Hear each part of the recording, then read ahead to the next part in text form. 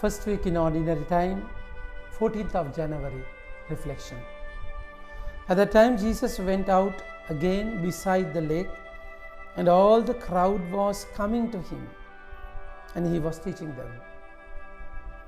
Word of God, Logos. Jesus is the Word who became flesh. And now he is preaching, my dear friends. His word is power. That's exactly what said. Brethren, the word of God is living and active, sharper, and it's living and active. How that word became flesh and lived among us. Jesus is that living word which was spoken. That word which was far away, and people were asked to follow the word, follow the law. Word came as a law, Torah, Decalogue, the 10 Commandments. And now that word has become flesh. So that the word of God, Jesus, became one with us. It's amazing. And the word says, and as he passed by, he saw Levi, who the son of Alphaeus, sitting at the tax booth, and he said to him, follow me. See the power of the word. The word of God is living and active, and it is sharper than any sword, any two-edged sword. So two-edged means it speaks to the preacher and the listener both at the same time, simultaneously. So it should challenge myself and the listener. Now this word is sharper than the sword. What happened with this sword? Sharper than the sword, and piercing the division of soul. Piercing the division of soul and of spirit, of joints and of marrow, and discerning the thoughts and intention of the heart. It pierces through very tiny areas of your life. Only word can penetrate those secrets. And it will separate the joints and marrows. They are so closely connected. Only word can. Imagine joint and a marrow, how closely they are connected. So only a sharp word, sharp blade can separate it. Word can do that in your life. It can pierce your thoughts, discern your thoughts. The thoughts can be very deceptive. Now what happened with the word, my dear friends?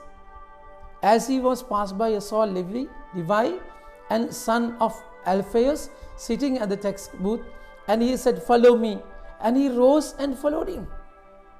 That's power of the word. My dear friends, that's what is important in your life. What are you doing with the word? Do you really allow that word to speak to you? Pierce your heart, test your thought. Mind is so deceptive. You need to have that word in your life, without which you will always stagnate. You will always go astray. So that's exactly what happened. A sin of an age, long-term sin. Levi must have been there for long years, and now he calls him. Simply, he could separate himself from that, because that word is so sharp, and also it has power for you to give life. The moment he spoke, leave and follow me, that the word has power in that particular moment. He followed him immediately. So in the word, you will have power to respond. Without that word, you won't have any strength in your journey. And the word says, follow me. And rose and followed him. And as he reclined at the table in his house, many tax collectors and sinners were reclining with Jesus and his disciples. for there were many who followed him.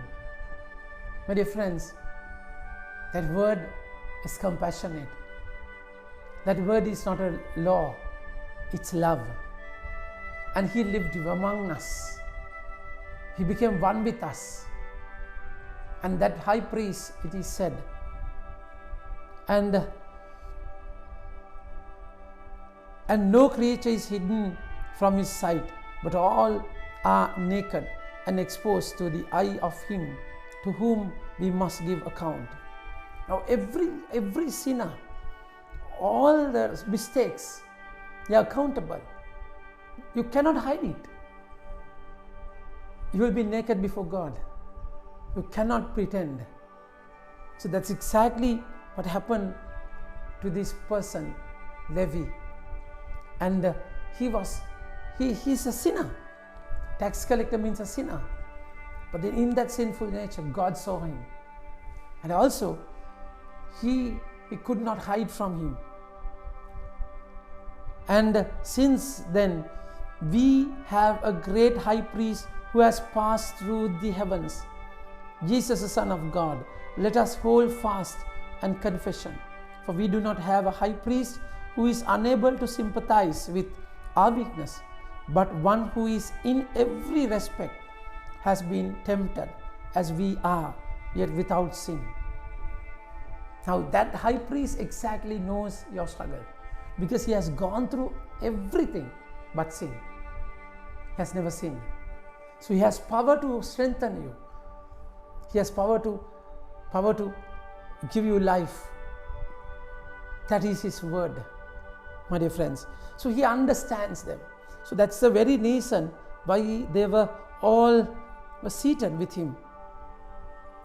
And rose, and all the tax collectors and sinners were reclining with him and his disciples. For there were many who followed him.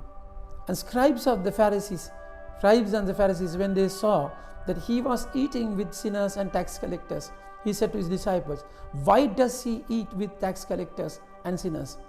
And when Jesus heard it, he said to them, "Those who are well have no need of a physician, but those who are sick.